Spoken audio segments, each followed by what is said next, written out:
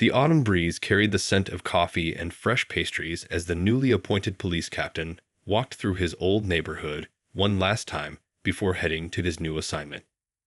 He paused outside his favorite diner, where he'd spent countless mornings over the past 15 years, building relationships with the community he served.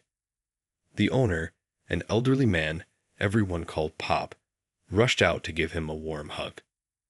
"So today's the big day, huh?" Pop asked, his eyes twinkling with pride. "The first black captain of the 12th Precinct. Who would have thought my regular customer would climb so high?" The captain smiled, adjusting his casual jacket. He'd deliberately chosen to dress down today, a decision that would prove more significant than he could imagine. "Feels strange," he admitted, accepting the coffee Pop handed him. 15 years on the force, and now I'm heading to lead a precinct that's, well, let's say they've had their share of problems. Inside the diner, regular customers called out congratulations.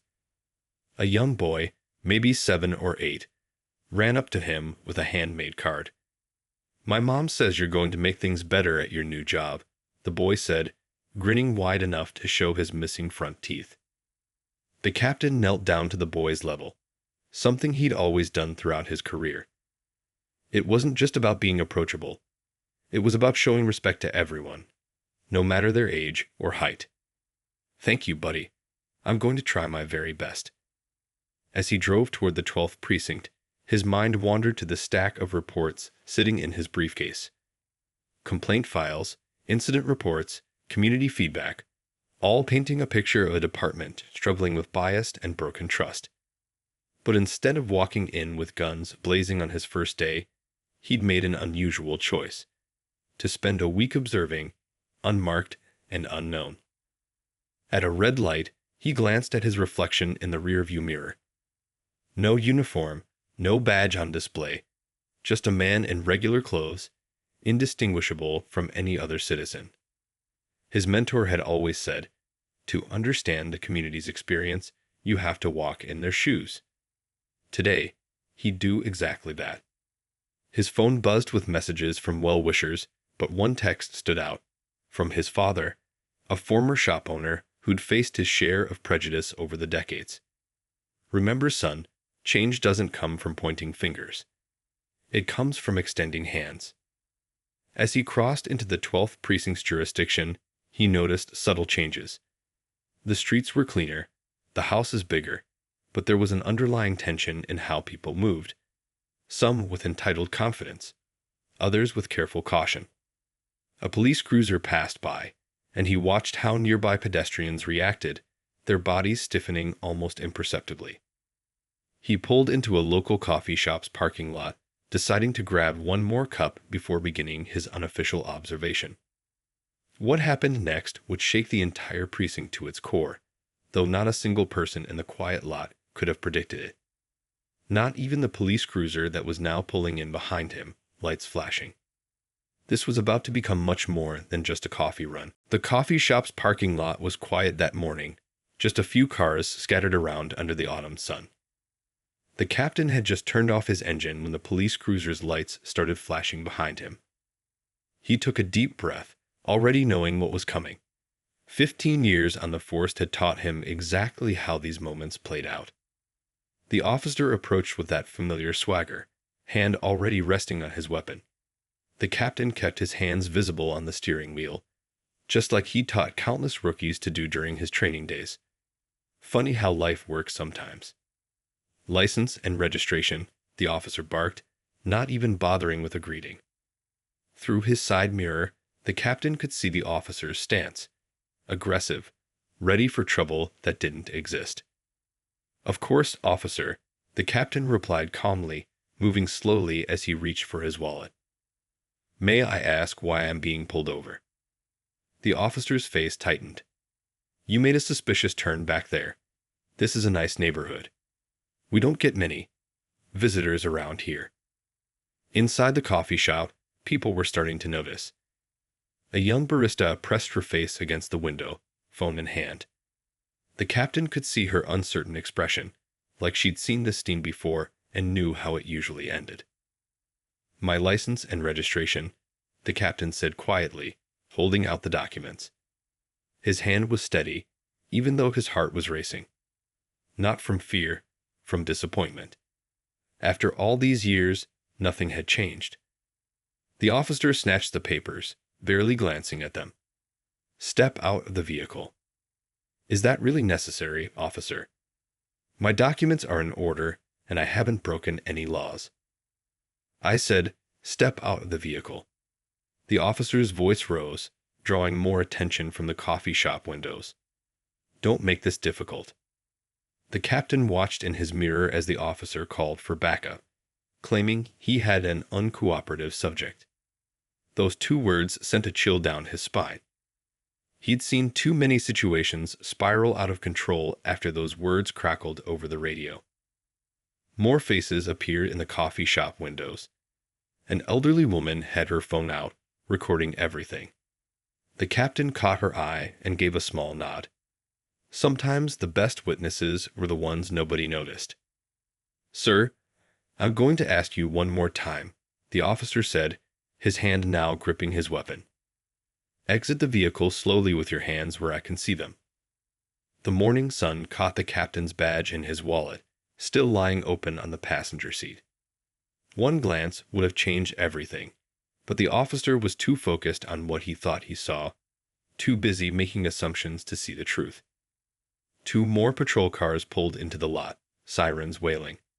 The captain closed his eyes for a moment, thinking about all the training sessions he planned for his new precinct. Looks like they'd be even more necessary than he thought. All right, officer, he said, reaching for his door handle. I'm coming out. But I want you to remember everything that's happening right now. Every word, every action. Because we're going to talk about this later. The officer's face showed confusion for a split second, but it quickly hardened back into authority. He didn't know it yet, but this routine traffic stop was about to become a turning point for the entire department. And all because someone wanted a cup of coffee in the wrong neighborhood. Things went from bad to worse in the parking lot that morning. The first officer's call for backup brought 2 more patrol cars racing in, sirens wailing. People started gathering at the coffee shop windows, phones held up to record what was happening. Some looked worried, others angry, but nobody dared to step outside. I said, step out of the vehicle. The first officer shouted, his face red with anger. His hand was still resting on his weapon, even though the captain had been nothing but cooperative. The morning sun caught the officer's badge as he shifted his weight, almost like a spotlight on what was about to unfold. The captain slowly opened his car door, movements deliberate and calm. He trained hundreds of officers over his career about proper procedure during traffic stops. Now here he was, on the other side of it all, watching every rule being broken. Spread your legs. Hands on the hood. The officer barked, roughly pushing him forward. The captain complied, but couldn't help noticing how the youngest officer on scene kept looking down at his boots, clearly uncomfortable with what was happening. An elderly woman walked out of the coffee shop, her hands shaking as she held up her phone. I'm recording this, she announced, her voice trembling but determined. Everything you're doing is being recorded. The first officer spun around. Ma'am, get back inside. This is police business. But his voice had a new edge to it, the kind that comes when someone knows they're being watched. Inside the captain's car, his phone kept buzzing. It was probably the precinct wondering why he hadn't shown up for his unofficial observation day. The irony wasn't lost on him. He was certainly getting an observation, just not the kind he'd planned. Check his car. The first officer ordered one of his backup partners. These people always have something to hide. The words hung in the air, heavy with prejudice. A few gasps came from the growing crowd of onlookers. The young officer stepped forward hesitantly. Sir, I don't think. Just do it. The first officer snapped, cutting him off. His grip on the captain's arm tightened, though the captain hadn't moved an inch. That's when a fourth police car pulled into the lot. Nobody noticed it at first, too focused on the scene unfolding. But this one was different. It carried someone who knew exactly who this suspicious person was. The coffee shop door chimed again as more people came out to watch. A group of high school students had their phones up too, live streaming everything. One of them whispered, "This isn't right. He didn't do anything wrong." The first officer was too caught up in his power trip to notice how the other officers had suddenly gone quiet, their eyes fixed on something behind him. The morning breeze carried the sound of another car door opening and closing, followed by footsteps on pavement. The captain felt the officer's grip loosen slightly as the footsteps got closer. Everything was about to change in ways nobody in that parking lot could imagine. Sometimes the biggest lessons come from the smallest moments, and this moment was about to become a turning point for an entire police department. And all because someone decided to get coffee on the wrong side of town, or maybe, as it would turn out, exactly the right side. The morning sun cast long shadows across the coffee shop parking lot as footsteps approached from behind. The first officer was still holding the captain's arm, his fingers digging in unnecessarily hard. Nobody had noticed yet that their entire world was about to flip upside down. "Officer Thompson." A sharp voice cut through the tension. "What exactly do you think you're doing?" The first officer's head snapped around, his face already forming the beginning of an explanation. But the words died in his throat as he recognized the speaker, the precinct's senior lieutenant. She stood there, hands on her hips, radiating authority. "I was just—" he started, but his voice trailed off as he watched the lieutenant's eyes move from him to the man he was still gripping. "Good morning, Lieutenant," the captain said calmly, still facing the car. "Interesting welcome to the neighborhood, wouldn't you say?" The effect was immediate. The first officer's hand dropped away as if burned. The other officers took several steps back, and someone in the crowd of onlookers whispered, "Did he just say what I think he said?" The lieutenant's voice was ice cold. "Everyone, turn off your sirens. Now." The parking lot fell into an awkward silence as the flashing lights went dark. "Officer Thompson, step away from our new precinct captain." The coffee shop door chimed as more people came out to watch. The morning had turned into an impromptu street theater, with the first officer standing frozen, his face draining of color as reality sank in. The captain slowly turned around, straightening his jacket. Despite everything that had just happened, his face remained calm. He looked at each officer in turn, taking in their expressions: shame, shock, fear. The young one who'd been uncomfortable earlier looked like he wanted the ground to swallow him whole. "Well," the captain said, his voice carrying across the now silent parking lot, "I was planning to spend this week observing how things run around here." He paused, letting the words sink in. "I'd say I've learned quite a bit in just the last 15 minutes. Someone in the crowd actually chuckled, breaking the tension slightly. The first officer opened and closed his mouth several times, looking like a fish out of water. "Sir, I didn't." "No," the captain finished for him. "That's right to the point, isn't it?" He turned to address all the officers present. "Every person you stop, every car you pull over, you never really know who they are, do you? Could be a doctor, a teacher." He gestured to himself, "or even your new captain."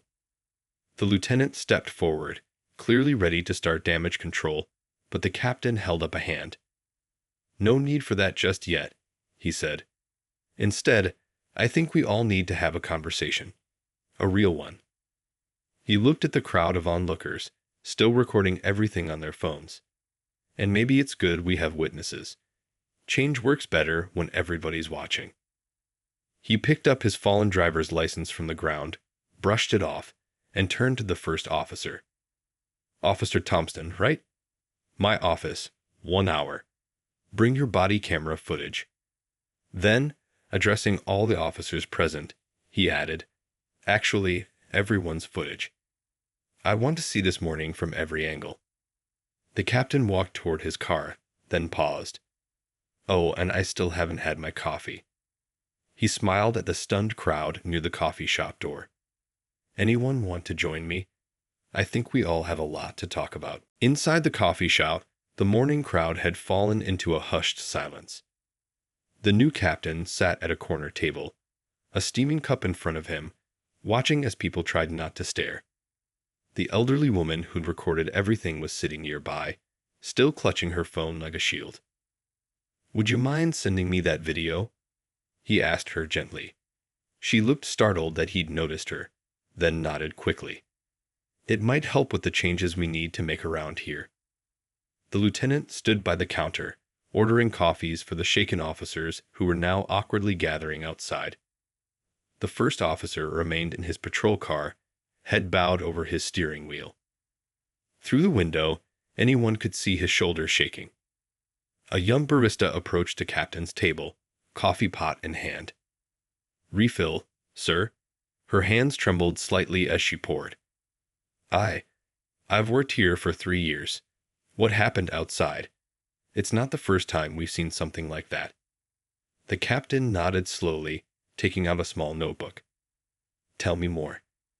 As she spoke, he wrote down dates, times, patterns she'd noticed.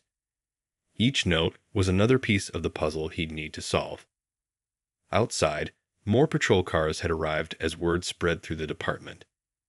Officers gathered in small groups, talking in low voices, throwing worried glances at the coffee shop windows. The morning sun had climbed higher, making their badges glint like warning signals. The first officer finally got out of his car, walking stiffly toward the coffee shop door. His face was red, eyes puffy. The bell chimed as he entered, and conversations stopped mid-sentence. He stood there for a moment, looking lost, until the captain waved him over. "Sit down, officer," the captain said, pushing out a chair with his foot. "We need to talk about what happens next." The officer sank into the chair like his legs couldn't hold him anymore. "Sir, I know I'm fired. I want you to know." "Who said anything about firing you?" The captain interrupted, surprising everyone within earshot. He leaned forward, lowering his voice. "Tell me something. In all your years on the force, has anyone ever made you face what you did out there? Really face it?" The officer stared at his hands on the table. "No, sir." "Well, that changes today." The captain pulled out his phone, showing the officer the video from earlier. "We're going to watch this together. Then we're going to watch all the body camera footage. And then you're going to tell me what you see." The lieutenant approached with 2 fresh coffees, setting them down carefully. "The other officers are ready whenever you are, sir." "Good." The captain stood up, addressing the room at large. "Because what happened here this morning? It's not just about one traffic stop or one officer. It's about patterns we need to break and changes we need to make." He turned back to the first officer. "You have a choice to make. You can quit right now, walk away, find another job. Or you can be part of fixing this. But if you stay, understand that nothing will be the same. Not for you, not for this department, not for this community."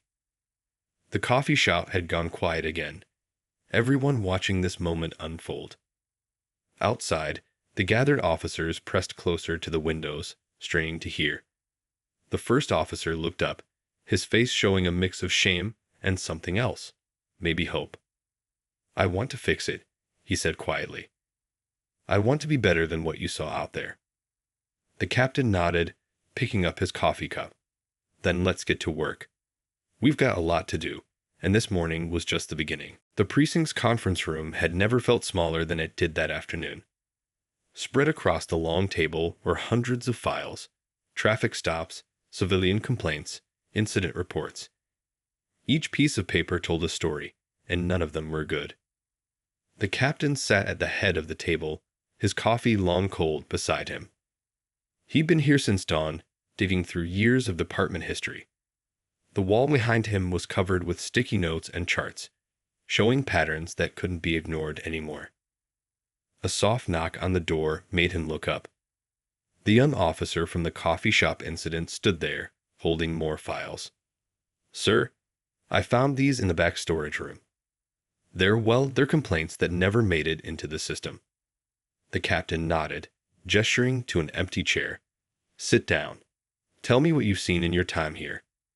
The young officer hesitated, then sank into the chair, his face troubled. I've only been here 8 months, he started, fidgeting with his sleeve.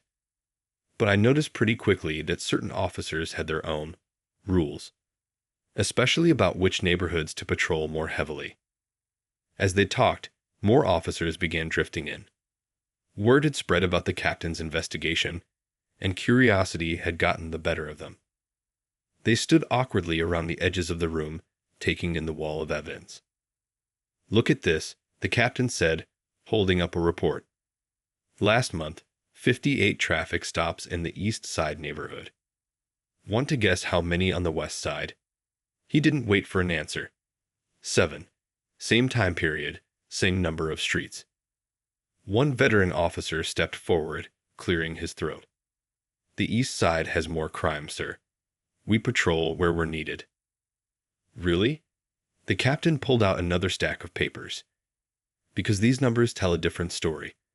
The East Side reports more crime because we look for it there.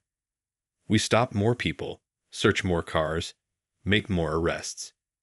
But when we actually check serious crime rates, they're almost identical across the district. The room fell silent as this sank in. The first officer from the coffee shop incident, who'd been working quietly in a corner all day, spoke up. Like what happened with you, sir. I assumed because of how you looked, that you didn't belong in that neighborhood. Exactly. The captain stood up, walking to the wall of data. But here's what's interesting. When I look at commendations, awards, successful cases, our best work happens when we treat everyone the same. When we follow procedure instead of prejudice. He turned to face the room, now packed with officers. I've been reading your performance reviews too. Most of you are good cops. You want to help people. You want to make things better. He paused, letting that sink in. But somewhere along the way, this department started confusing safety with suspicion. The lieutenant stepped forward, studying the charts. What do you want us to do, sir? The captain smiled for the first time that day. I want us to start over. New training, new procedures, new ways of measuring success. And I want every single person in this room to understand why. He picked up a body camera from his desk, the footage from that morning still inside. Starting tomorrow, we're going to watch every video like this one. We're going to read every complaint. And then we're going to learn how to do our jobs without making assumptions about who belongs where. The young officer raised his hand slightly. Will there be consequences? For past actions. The only consequence I'm interested in right now is change, the captain replied. But from this moment on, we hold ourselves to a higher standard. No exceptions, no excuses. As the sun set outside, casting long shadows through the conference room windows, officers began picking up files, reading complaints, sharing stories they'd kept quiet about. It wasn't comfortable, but it was necessary. Real change never is. 3 weeks after the coffee shop incident, the precinct's main meeting room looked more like a classroom. Officers sat in rows, some taking notes, others leaning forward in their chairs, all eyes fixed on the front screen. The video playing showed a traffic stop gone wrong. Not the captain's incident, but another one just like it. Stop the video there, the captain said, pointing to a crucial moment. What could we have done differently? The room, once filled with defensive silence during these sessions, now buzzed with raised hands and eager voices. In the back row, the first officer from the coffee shop incident spoke up. His voice, once full of swagger, now carried a different kind of confidence. The approach was too aggressive from the start. No greeting, no explanation for the stop.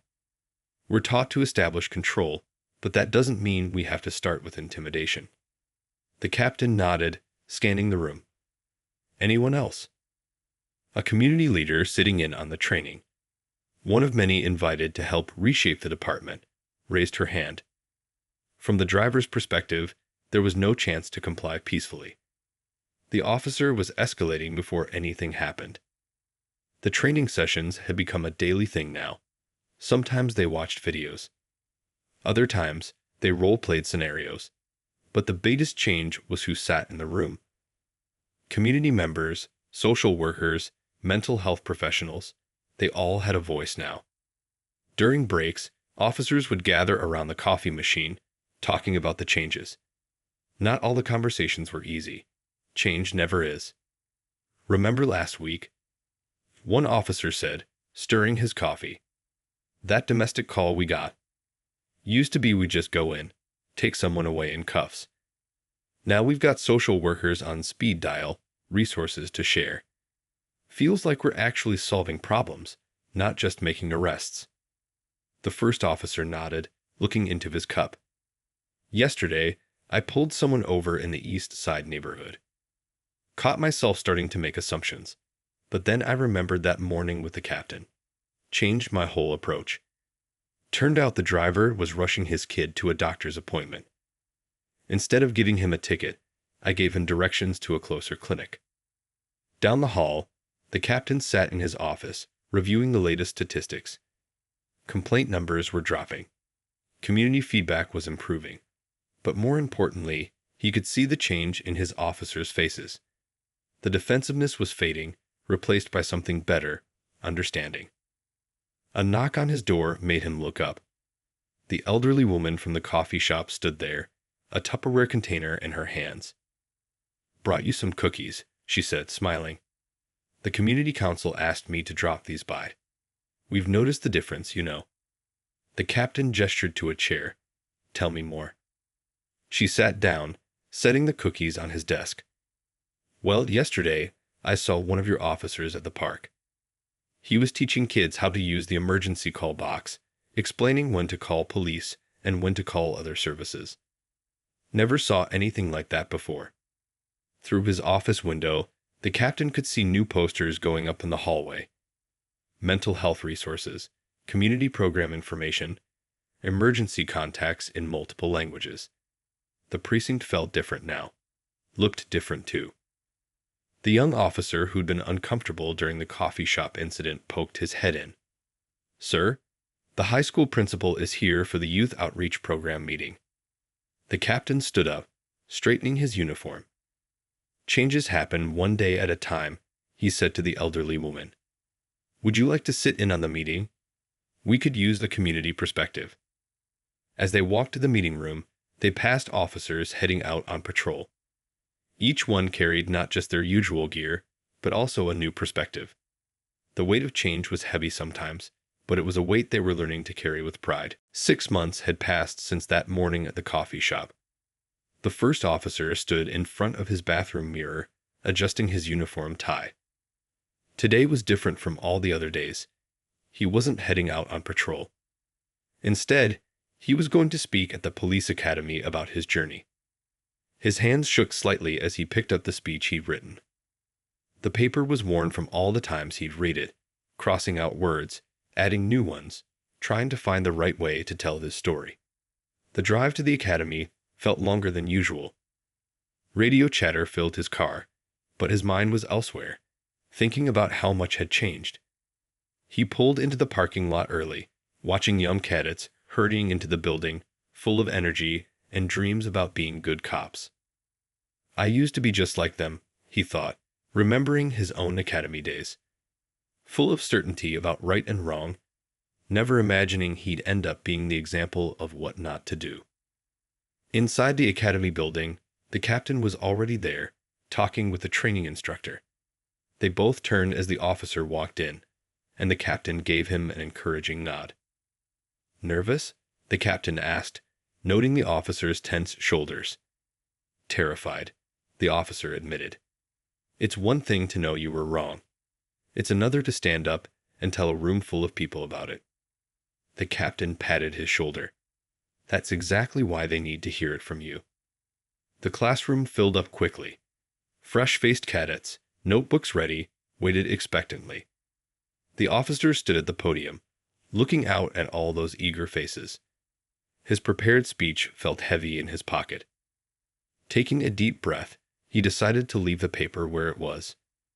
6 months ago, he began, his voice shaky at first but growing stronger. I made the biggest mistake of my career, and it turned out to be the best thing that could have happened to me. He told them everything. About the traffic stop, about his assumptions, about the moment he realized he'd harassed his new captain. But more than that, he told them about what came after. I had a choice, he continued, pacing now, more comfortable. I could quit, run away from what I'd done. Or I could stay and learn from it. Learn how my biases had shaped my actions. Learn how to be the kind of officer people trust instead of fear. One cadet raised her hand. Wasn't it hard? Facing everyone after what happened. The officer nodded. The hardest part wasn't facing others. It was facing myself. Looking in the mirror and admitting that I'd let prejudice guide my actions instead of proper procedure. He told them about the training sessions, about working with community leaders, about learning to see people as people first, not suspects. He shared stories about how his approach to policing had changed. Last week, he said, I got a call about a suspicious person in a wealthy neighborhood. 6 months ago, I would have rushed in, assuming the worst. Instead, I approached calmly, introduced myself, asked questions. Turned out it was a resident who'd locked himself out while getting the mail. We ended up having coffee while waiting for his wife to bring the spare key. The cadets laughed, but they were taking notes too. The officer could see the captain at the back of the room, smiling slightly. Your badge gives you authority, the officer concluded, but how you use that authority defines who you are as a police officer. I learned that lesson the hard way. I'm hoping that by sharing my story, you can learn it the easy way. After the speech, cadets crowded around him, asking questions, sharing their own concerns about making mistakes. The captain watched from the doorway as his once troubled officer became a teacher, turning his biggest mistake into a powerful lesson.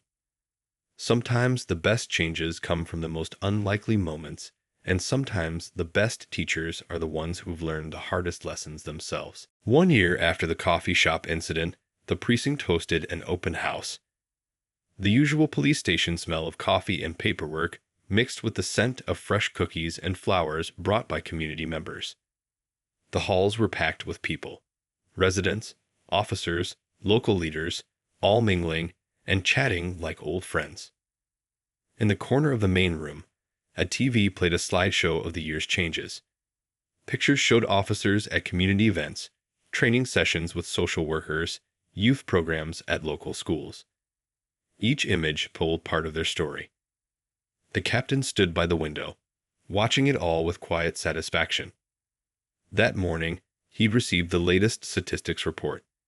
Civilian complaints were down 60%. Community trust ratings had doubled. But the numbers weren't what made him smile. It was seeing his officers interact with the public without tension or suspicion. Remember this place a year ago? The first officer appeared beside him, holding 2 cups of coffee. He handed one to the captain. It's hard to believe it's the same precinct. Through the window, they could see kids playing basketball with off-duty officers in the station parking lot. The hoop had been the young officer's idea. Why should people only come here when something's wrong? A familiar face caught the captain's attention, the elderly woman from the coffee shop. She now led the community advisory board, bringing citizen concerns directly to police leadership. Today, she was showing a group of teenagers around the station, explaining how community policing worked. Chief's coming next week, the captain mentioned, sipping his coffee. Wants to see how we made such big changes. Other precincts are asking about our programs. The first officer nodded. Had a call from my old partner yesterday. He's at the downtown precinct now. Says they're starting similar training after hearing about our results. A burst of laughter drew their attention to the front desk. A rookie officer was teaching an elderly man how to use the new community alert app on his phone. Next to them, a social worker chatted with the lieutenant about their latest joint response program. You know what's different? The first officer said, watching the scene. A year ago, we saw threats everywhere. Now we see people. Just people, trying to live their lives, sometimes needing our help. The captain smiled. Speaking of help, how's the mentoring program going? Amazing. Got 15 high school kids signed up for the Youth Police Academy this summer, including that teenager I almost arrested last month for suspicious behavior. Turns out he was just practicing dance moves in the park. Now he wants to be a police officer. Outside, more people were arriving for the open house. The captain recognized faces from every neighborhood, east side, west side, all coming together. The divide that once seemed so permanent had started to heal. A small girl tugged at the first officer's sleeve. "Officer, can you help? My brother's stuck in the basketball net again." "Do be caused," he grinned, heading outside to help. The captain watched him go, remembering that tense morning a year ago. Sometimes the biggest changes come from the smallest moments. One traffic stop had sparked a transformation that nobody could have predicted.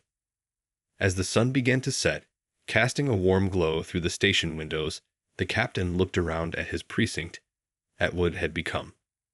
Officers and citizens talking openly, sharing stories, building trust. The walls that once divided them had become bridges. The elderly woman approached with a fresh batch of cookies. "You know," she said, offering him one, "my granddaughter told me yesterday she wants to be a police officer when she grows up. A year ago, that would have terrified me. Now, I'm proud." That, the captain thought, was the real measure of change. Not in numbers or statistics, but in the trust reflected in a grandmother's eyes as she imagined her granddaughter wearing a badge. Sometimes the best endings are really just new beginnings, and in this precinct, they were just getting started.